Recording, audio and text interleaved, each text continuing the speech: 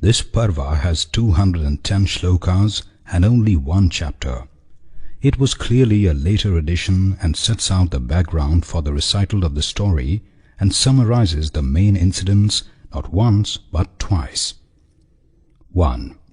Jaya must be recited after having bowed in obeisance before Narayana and also Nara, the supreme human being, and also the goddess Saraswati.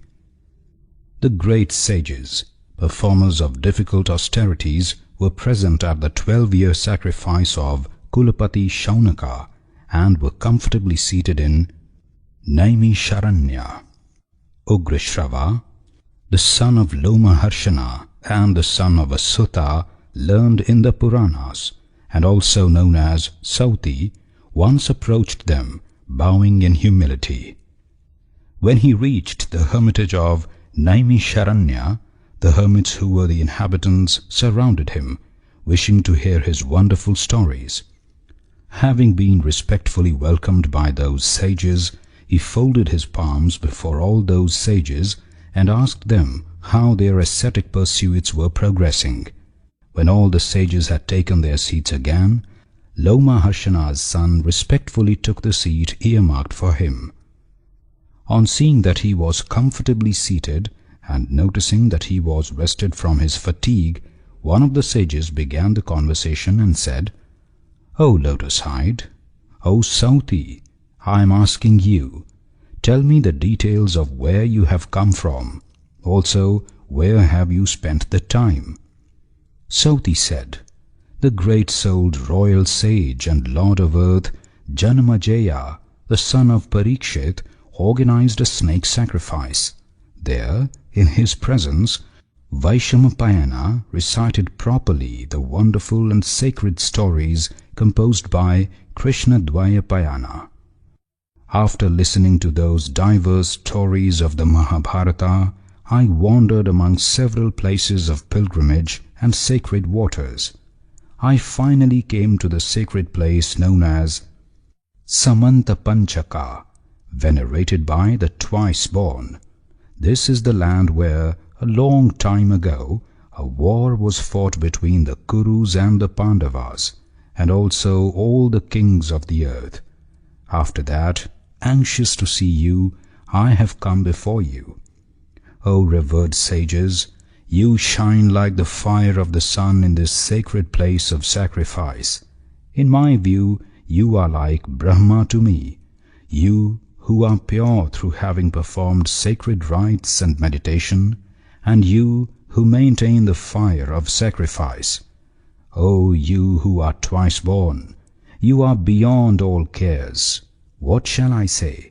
Shall I state the sacred stories of the Puranas, the source of dharma and artha? Shall I speak of the history of kings among men and sages and great souls?" The sages replied, "Tell us that ancient story that was told by the supreme sage Dvaipayana, that which was worshipped by the gods and the Brahmarishis when they heard it, and that which is full of wonderful words and divisions and is the supreme of narratives with subtle meanings and logic, adorned with the essence of the Vedas. That sacred history of the Bharatas is beautiful in language and meaning and includes all other works. All the Shastras add to it, and that sacred composition of great Vyasa has been added to the 4 Vedas. We wish to hear that holy collection that drives away fear of sin, just as it was recited at King Janamejaya's sacrifice by Vaishampayana." Sauti said, "I bow to the original being Ishana, adored by all and to whom all offerings are made. He is truth and without decay, the manifested and unmanifested Brahman, eternal. He is both existing and non-existing. He is the existing universe, but is distinct from the existing and the non-existing.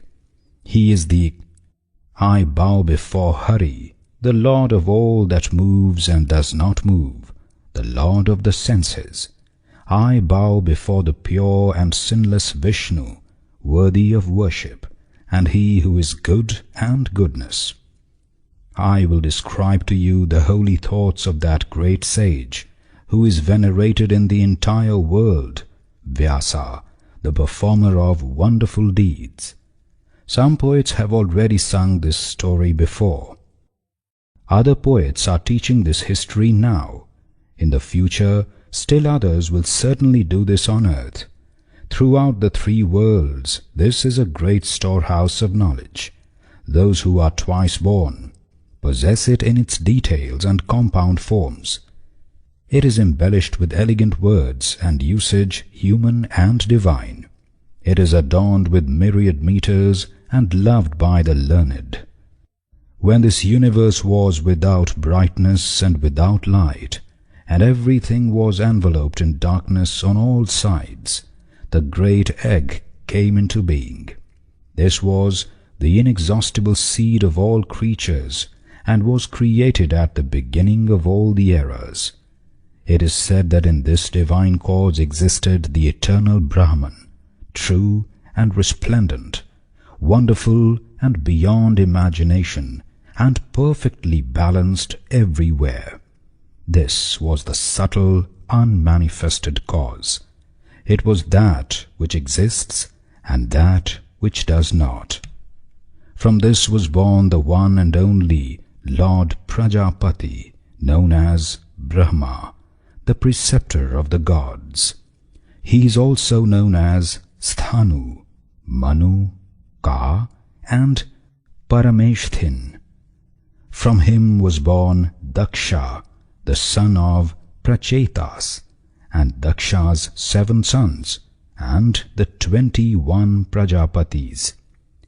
Him whom all the sages know as the being who cannot be fathomed was also born, as were the Vishwadevas, the Adityas, the Vasus, and the Ashwins.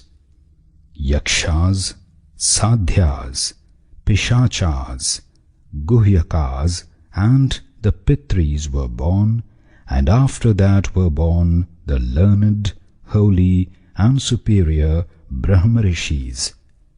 Then were born many Rajarishis, endowed with every noble quality. The water, heaven, earth, wind, sky, and the directions, the years, seasons, months, fortnight, day and night, followed in succession. The world witnessed everything else that came forth. When the world is immersed in the decay of the era, everything that can be seen, movable and immovable, is again brought together. As the season changes, signs of the season can be seen. Like that, at the beginning of another era, everything is produced again. Without beginning and without end, the wheel of existence rolls on eternally in this world, causing creation and destruction without beginning and without end. To give a brief example of creation, there are 33,333 gods. The sons of the divine Vivasvat were Brihadbhanu, Chakshus, Atma, Vibhavasu, Savita, Richika, Arka, Bhanu,